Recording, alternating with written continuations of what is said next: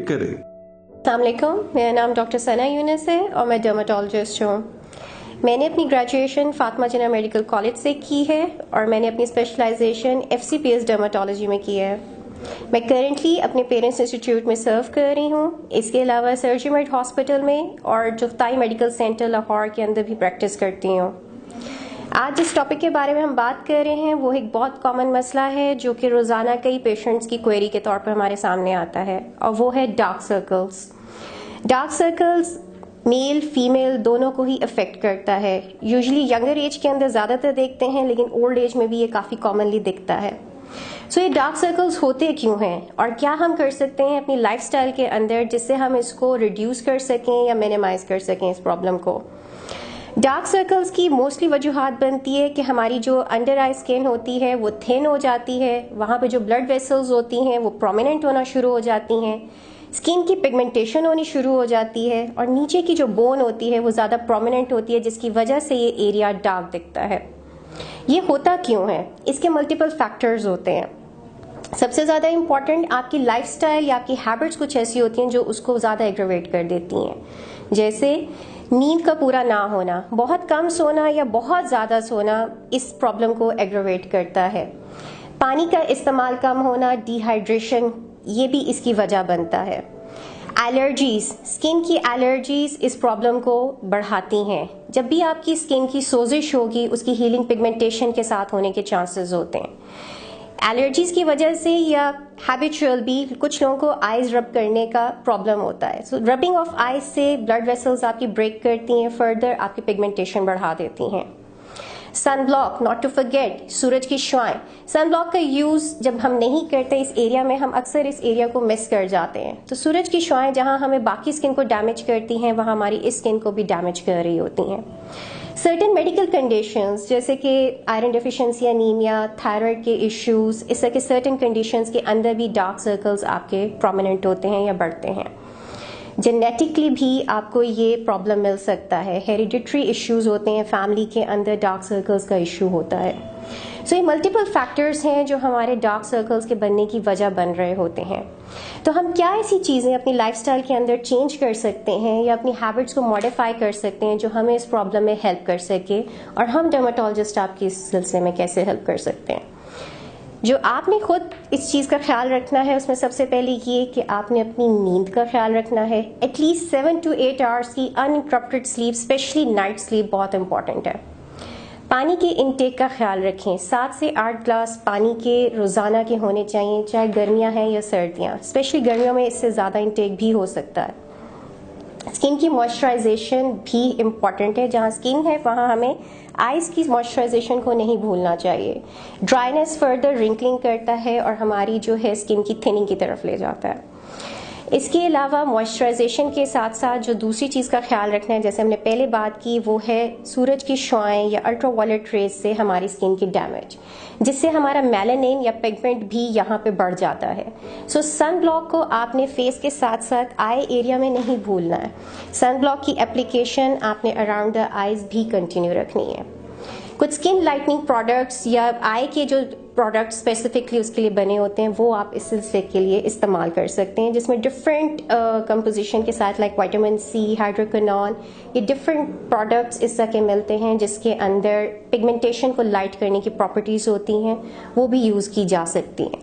जब भी ऐसे प्रोडक्ट्स यूज़ करते हैं तो प्लीज़ उसको कभी भी रब नहीं करते, बल्कि उसको हमेशा डैप करते हैं, आई केयर और इस तरह अब्जॉर्ब कराते हैं। इनटेक के अंदर आप अपनी ऐसी क्या चीज़ें रख सकते हैं जो आपकी हेल्प कर सके। एंटीऑक्सीडेंट्स जिसके अंदर विटामिन सी, इसका बहुत अच्छा इफेक्ट रहता है। आप अपने सॉल्ट्स को, नमक को खाने के अंदर कम कर सकते हैं, जिससे पफिनेस ऑफ आइज भी रिड्यूस होती है और इस इश्यू में भी हेल्प होती है। स्मोकिंग का भी बहुत नेगेटिव इम्पैक्ट रहता है इस प्रॉब्लम के लिए, सो उसको भी मिनिमाइज किया जाए या ऐसा एरिया अवॉइड किया जाए जहाँ पे स्मोकिंग हो रही हो या स्मोक हो। आप इन सारी चीज़ों का जब ख्याल रखते हैं तो उसके साथ साथ आप ये नोट करेंगे कि सारी मॉडिफिकेशंस के साथ आपकी प्रॉब्लम के अंदर इम्प्रूवमेंट आनी शुरू होती है। इस इश्यू को कंसील करने के लिए हम अक्सर मेकअप का यूज़ कर रहे होते हैं, लेकिन इस चीज़ का ख्याल रखिएगा कि जो प्रोडक्ट्स आप इस पर्पज़ के लिए यूज़ करें वो आपके एलर्जीज़ को एग्रवेट ना करें। और मेकअप के बारे में एक और इम्पॉर्टेंट बात यह है कि आपने इसको बिफोर गोइंग टू बेड या सोने से पहले ज़रूर रिमूव करना है, ताकि इससे आपकी आई की स्किन इरिटेट ना हो और इन्फेक्शंस भी कॉज ना हो। एक और इम्पॉर्टेंट रीज़न जो डार्क सर्कल्स की रहती है, जिस पे आमतौर पे ध्यान नहीं जाता, वो ये है कि हम आई स्ट्रेनिंग वाले बहुत काम कर रहे होते हैं, जैसे कंप्यूटर का, लैपटॉप का, टीवी देखने का बहुत काम रहता है।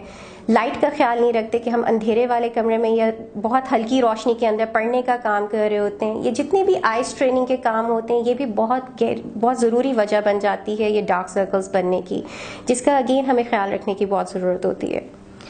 फर्दर आइज़ की पफिनेस को रिड्यूस करने के लिए या आपकी ब्लड वेसल्स जो डायलेट हुई होती हैं उनको कंस्ट्रक्ट करने के लिए कोल्ड कंप्रेसेस बहुत अच्छा काम करते हैं, जो कि आप दिन में 2 दफ़ा भी कर सकते हैं। 10 से 15 मिनट के लिए आप कोल्ड कंप्रेसेस अपने आई एरिया पे कर सकते हैं, जिससे फर्दर ये कंस्ट्रक्शन होती है और डार्क सर्कल्स में हेल्प मिलती है।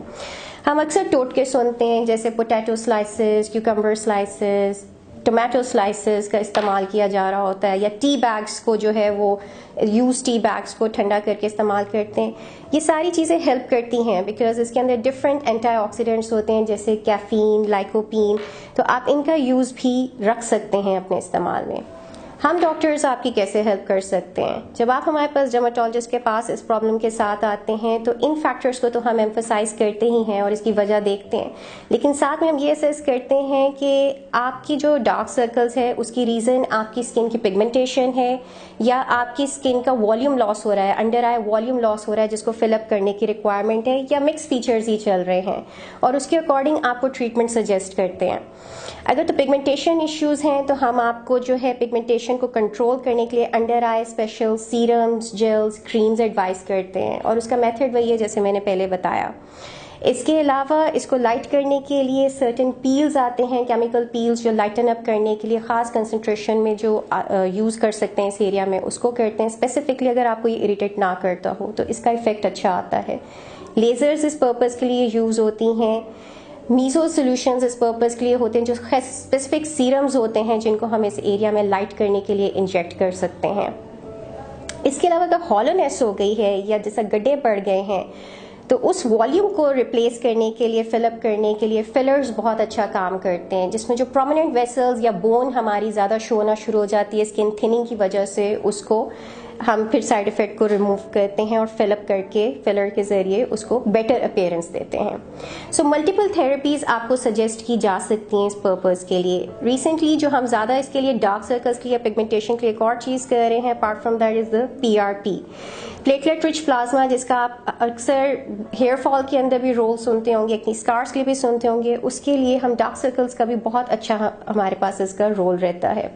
सो मल्टीपल मोडेलिटीज यूज़ की जा सकती हैं, आइदर सेपरेटली या इनको कंबाइन भी किया जा सकता है, डिपेंडिंग एक इंडिविजुअल की नीड क्या है।